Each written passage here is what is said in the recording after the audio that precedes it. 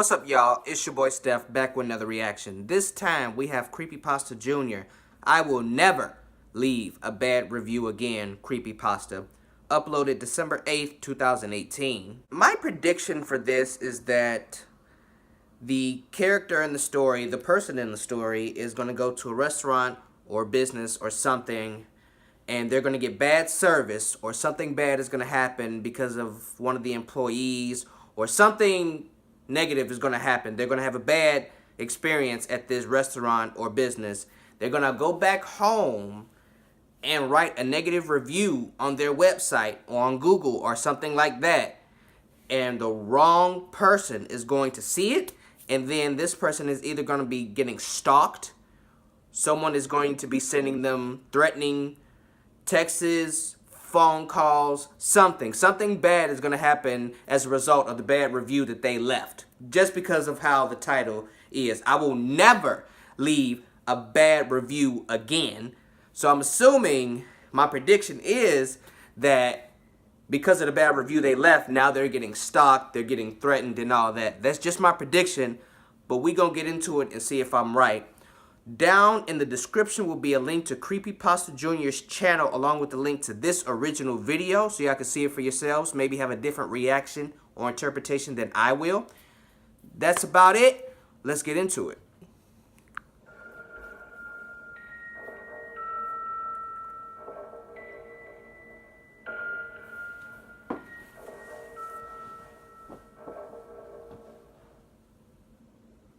Food was, in my opinion, not nearly worth the price, nor the amount of time we had to wait for it. Restaurant was not busy, but our server, Joe, acted as if we were his biggest inconvenience. Yep. Now, I can forgive a lot, having worked in the industry for several years. Right. But there was no excuse for the rudeness and brusqueness we were shown. Food did not come out as ordered. We each got a New York strip, medium rare, mashed potatoes, asparagus, and a side salad. The steak was well done, and the rest of the food was cold. And by that time, we had already been waiting far too long to wait yet again for them to recook it. Manager was just as rude as the server. I would have left. 0 out of 10. Yeah. Will not visit again, and will suggest against it if I'm ever asked for a recommendation. That's all I said, and none of it was a fabrication.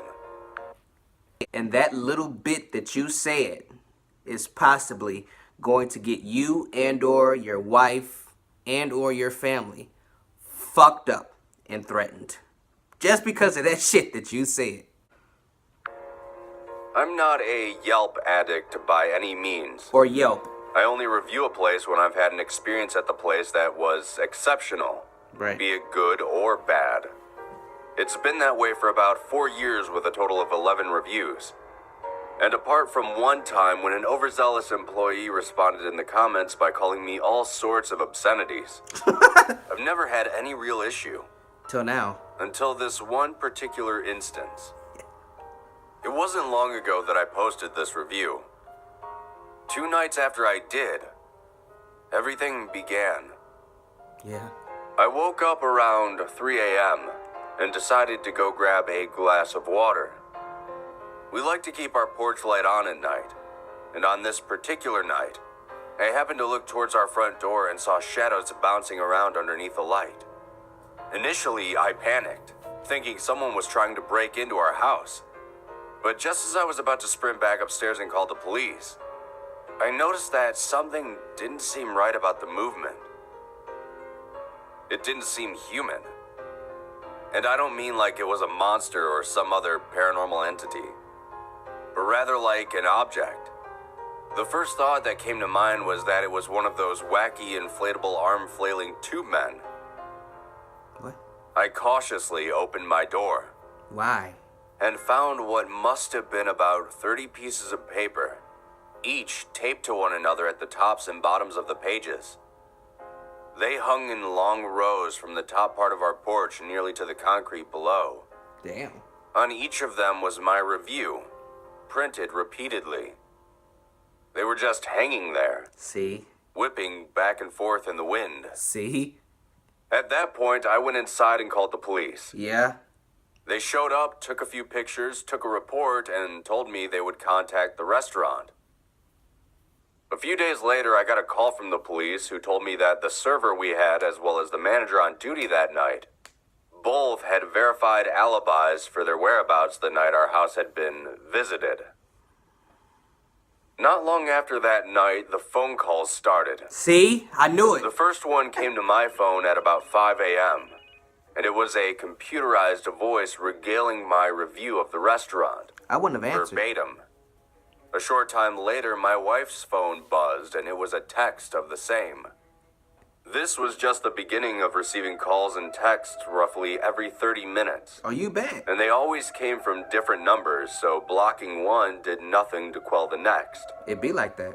The police said that whoever was doing this was using a phone app, information that wasn't exactly surprising, and told us to make note of the numbers as it continued to happen. While we were at the police station, a call came through Kimmy's phone, and the officer had her answer it and put it on speaker. Once the digital voice was done with its recitation of my review, the officer spoke back. "This is Officer Smith with the police department. We aren't sure who you are, but we're gonna find out. You need to stop harassing these folks. Do you understand? You keep this up and there will be consequences." Damn right.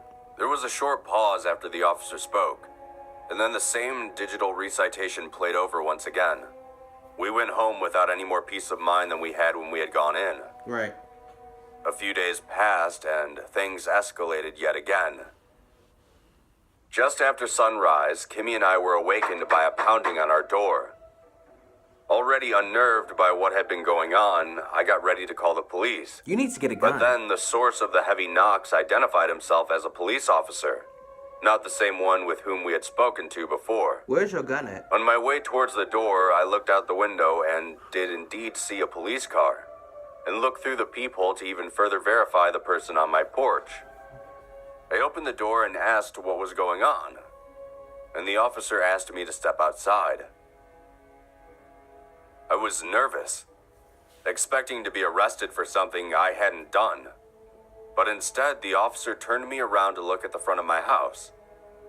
My house had been completely splattered with blood. Oh. A ton of it. Our house until then was a soft blue color, which was now marred by deep, dark reds that looked like someone had dipped a paintbrush and flung it around wildly. Yeah. The officer said he had gotten a call when a neighbor leaving for work saw our house. And when he had walked up, he did a cursory inspection and said that due to the consistency of the liquid, he was sure it wasn't paint.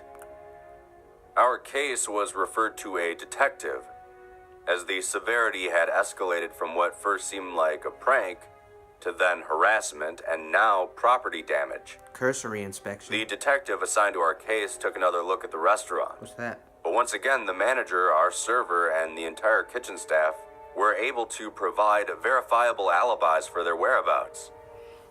The detective assured us that he would figure out who it was that was terrorizing us. Also, they had identified the blood on our house as cow's blood, but couldn't verify where it had come from. So we left yet again with no further peace of mind. About a week later, Kimmy and I came home from a day out, and when we walked through our front door, we were met with what I can only describe as the worst stench I had ever experienced. I fully expected to walk in further and find hot garbage strewn about our home. But not a single thing was out of place. We began searching for the source of the smell, but because our house was exactly as it had been when we had left, save for the odor, it quickly occurred to me to look in the vents. Behind every single vent in our house was an abundance, and I mean a lot, of rancid meat, rotten mashed potatoes, old putrid asparagus, and acrid discolored lettuce. There must have been 2 pounds of meat and enough sides for 4 dinners behind each and every vent. Ain't that what y'all had at the restaurant? After we called the police, they showed up, we talked, they looked around. We thanked them, again, for nothing, and they left.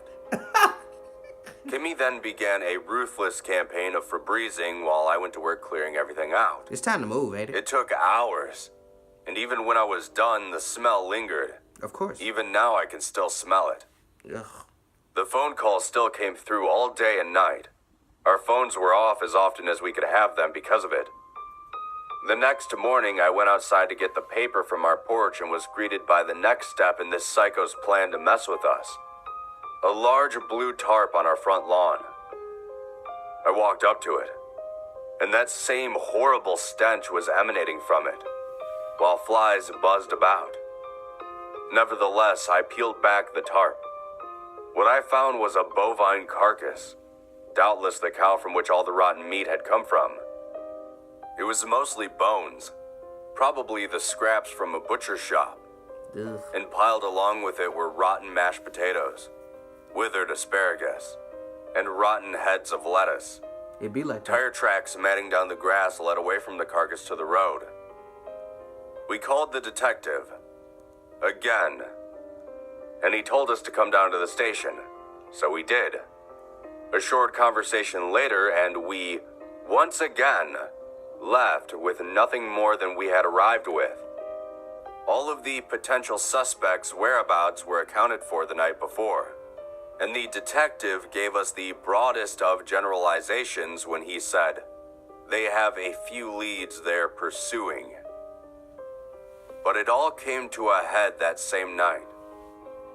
We had gone home after the police station, but then ran a few errands later in the day, one of which was to buy Febreze, in bulk.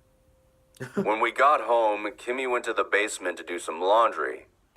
But once she got to the bottom of the stairs, she let out an ear-shattering scream. I sprinted down the stairs to see what was wrong. And what I saw was the body of a young woman, Oh my sitting God. in a pool of blood, slumped in the corner of our basement. What? A large knife protruding from her chest. We called 911 and then the detective directly. And before long, the street in front of our house was draped in red and blue lights, populated by police, medical personnel, and their vehicles. The detective asked if we knew the young woman, but neither of us had ever seen her before in our lives. Yesterday, the detective called us in. We were informed of the girl's identity, a name which we had never heard before. The detective told us that they had gone to the girl's apartment, Uh-huh. the walls of which were covered with 2 things. Countless copies of the review I had left.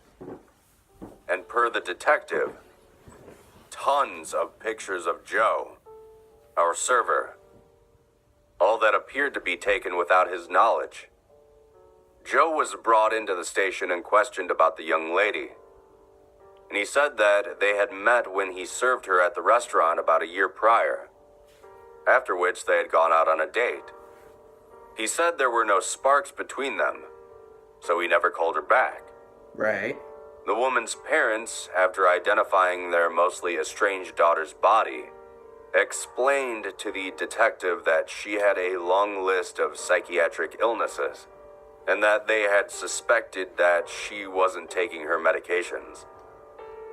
At her apartment, the police also found a note amongst the photos and reviews. Their review was so damn mean.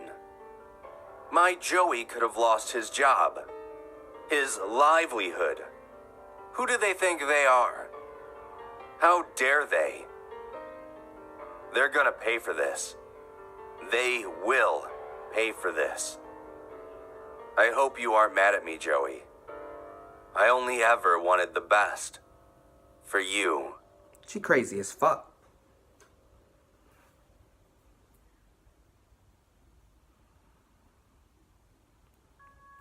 So she tortured y'all because y'all gave Joey in the restaurant a bad review. Okay. Well, yeah. The server, the manager, and the whole restaurant. Yeah, that's that crazy shit. There's a lot of crazy women out here like that. I didn't know that they were that fucking bad, but I guess so. I knew that I was right, that that review was going to get y'all fucked up in one way, shape, or form. I knew it. I knew you were going to get stalked, followed, and fucked with and threatened. All that. I knew it. Just from how the title is, the fact that never is in all caps, meaning I will never do this shit again. I learned my lesson. You know what? I'm not even into all that leaving bad reviews when I go to a restaurant or a place of business and I get bad service or below average service. I don't believe in, going on Yelp and Google and going on to that businesses or that restaurant's website and writing down negative reviews. I just tell you up front, bitch, I'm not coming back. I'm just one person.